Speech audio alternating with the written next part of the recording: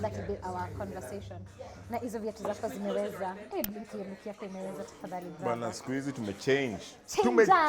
Vitu si change anga. But also the good conversations yes, to have. So in fact, yeah. I look forward to hearing it. Break the table. Okay. Boom. And Ibiza came early. Yeah, it came early. I'm the one who called it. I called it. And I called Ibiza. And I remember landing at the airport at Ibiza. I was just like, holy cow. Like, we talked about this with Muthoni 2 years ago. And then now I'm at this place. I'm like, this is insane.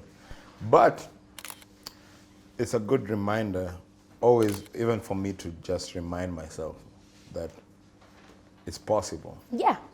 Because sometimes when people see you on whatever level, some people are finding out about you at that level. Absolutely. So they assume that it's always been easy, or it's always been smooth, or it's always, everything is always going the way you expect it to, which I don't think is the case for any successful person.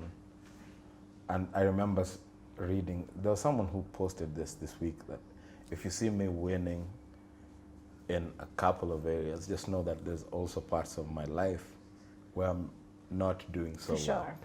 Anyway, we'll continue to that. But when I got to Ibiza, I was like, this is crazy that we were talking about this as a joke. Okay, not as a joke. Not as a joke, but it was like serious. But it was like you couldn't. For you, I guess there was no direct the connection of the dots. It's like 1 + 1. How could it end up at Ibiza? I guess for you, that's the question. Like, how did you end up there? How did you end up having a phenomenal run like you did last year? Like, and like you're on a streak, bro. I'm like, I remember, even just a band days, I was the guy saying, one day we're gonna be playing in, you will be playing in New York, or we'll be, but with nothing. We're broke college guys with absolutely nothing but our skills and our dreams. In fact, our skills were not, I don't even feel like our skills were there yet. But to be able to get to a point where I'm playing Summer Stage, Central Park, I'm like, yo, this is insane. What does this home and away look like for you? Like, from an audience perspective, are you finding a balance? Because then also when I flash forward to Blankets, in January. Yeah. And when we're having the conversation, you were stuck in Lamu, and I was just like, yeah, you have to get here.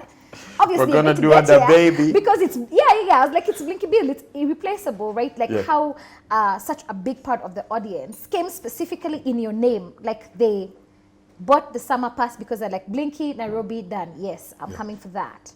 So I guess just for you, and then like being in New York, and then there's people who are riding for you. So I don't know how this home and away thing, how is it?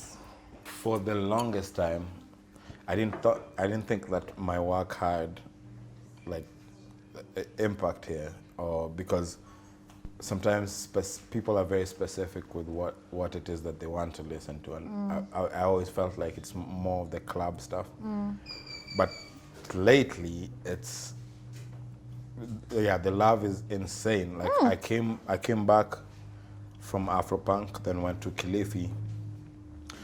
Like, I literally just went, showered, and was at the event space. And so, like, when I was starting to play, the whole place was packed. As like everyone was just jamming and singing. And I don't know when that switch happened. And for me, it's something that's making a very compelling case for making things that in the way I envision them. For also my people who are here, for also the people that care about, because there are many. I didn't used to think that they are, but they are. And then taking it to the road, like let's say in Joburg, there's some South Africans, people who'd seen me play in Durban, people who'd seen me play in Joburg, people who'd seen me play in Cape Town, a couple of, even people who were at my show in like Reunion. And they were at the event, they'd come to see me play. I was like, For me, I'm never gonna get used to that. But it's a good feeling because now it means that, oh, okay, now that we have people who care about this stuff, like I'll give them all the best stuff that I can possibly.